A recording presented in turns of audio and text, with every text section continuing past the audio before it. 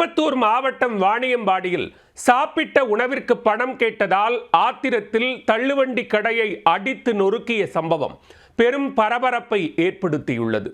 மது போதையில் வெறிச்செயலில் ஈடுபட்ட நபர் மீது போலீசார் எடுத்த நடவடிக்கை என்ன?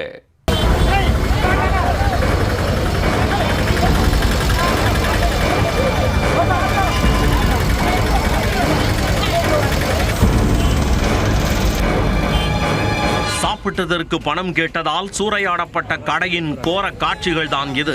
வறுமைக்கு வண்டி கடை வைத்து வாழ்க்கையை ஓட்டி வந்த பெண்ணின் கண்ணீர் கதைக்கு காரணமான நபர் யார்?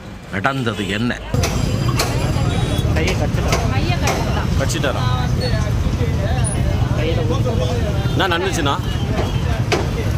சாப்பாடு கேட்டாங்கண்ணா.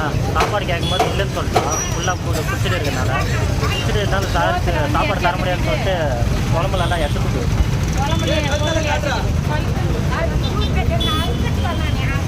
அதுக்கப்புறம் தள்ளி விட்டதுக்கப்புறம் என்னை தள்ளி விட்டு கழுத்தெல்லாம் பிடிச்சி கையெல்லாம் கட்டி கல் எடுத்து அடிக்கிறதுக்கு கத்தியெல்லாம் எடுத்து அடிக்கிறது. திருப்பத்தூர் மாவட்டம் வாணியம்பாடி நியூ டவுன் பகுதியைச் சேர்ந்தவர் செல்வராணி. கணவரை இழந்து அவர் கடந்த சில ஆண்டுகளாக சாலையோரம் தள்ளுவண்டியில் வைத்து உணவகம் நடத்தி வருகிறார்.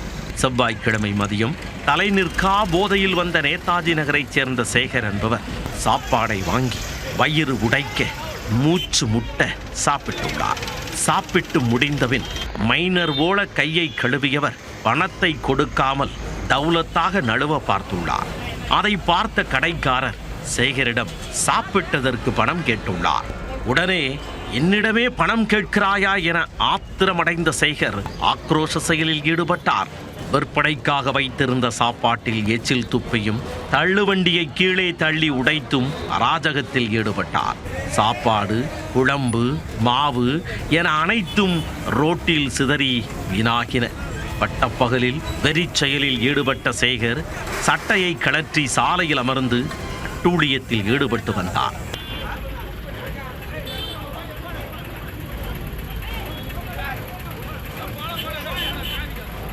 தகவல் அறிந்து வந்த வாணியம்பாடி போலீசார் சேகரை நீண்ட நேரம் போராடி அப்புறப்படுத்தி காவல் நிலையம் அழைத்துச் சென்றனர்.